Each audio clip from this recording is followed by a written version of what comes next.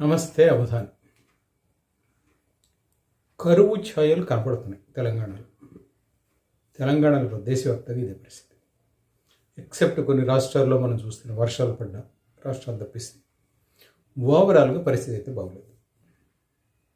ఎంత బాగోలేదు అంటే ఒక రిపోర్ట్ ప్రకారం 166 జలాశయాల్లో 28% తక్కువ నీళ్లు ఉన్నాయి.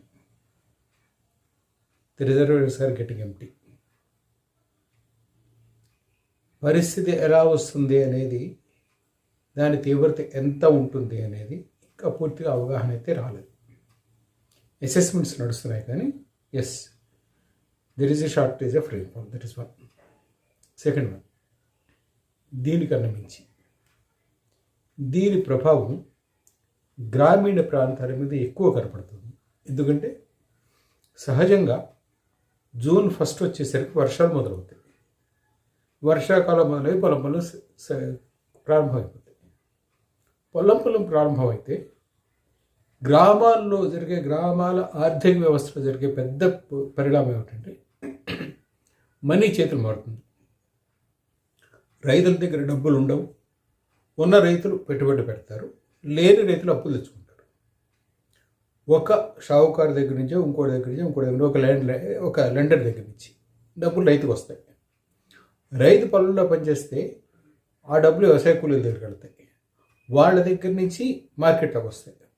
అట్లాగే రైతుల దగ్గర నుంచి మళ్ళీ ఫెర్టిలైజర్ షాప్స్కి వీటికి వెళ్తాయి, సీడ్స్. ఇట్లాగా మొత్తం అన్ని పనులు జరుగుతాయి. సమాజంలో సర్క్యులేట్ అవుతుంది, ముఖ్యంగా రూరల్ ఎకానమీ. ఇది జరగటం లేదు. పనులు ఎక్కడికక్కడ ఆగిపోయాయి. కొంచెం సహాయించి పెట్టుబడి పెట్టిన వాళ్ళు కాస్త వర్షాలు అంటే చాలామంది రైతులు వర్షాలు రావట్లేదు అని చెప్పి they have taken every precaution not to invest. ఎవరైనా పెడితే వాడు కూడా నష్టపోయిన పరిస్థితి. వాళ్ళు ఇప్పుడు ఎప్పటివరకు వెయిట్ ఉంచాలి అనేది ఒక అర్థం కాని పరిస్థితి అయితే. రెండో ఇది ఏమిటంటే సీజన్ గడిచిపోతుంది. సీజన్ గడిచిపోతే పంట అనుకున్నంత రాదు. విత్తనాలు వేసిన తర్వాత పూర్తిగా మొలకెత్తుతాయి ఎత్తవో తెలియదు. ఎటువంటి విత్తనాలు, ఇది ఇప్పుడు లాంగ్ డ్రై స్పెల్స్ ఉన్నాయి, దీనిని తట్టుకుని నిలబడి ఎటువంటి విత్తనాలు రైతులకు దొరుకుతాయో తెలియదు. చాలా గందరగోళం నెలకొని ఉంది. And India mostly based on rural economy in those areas.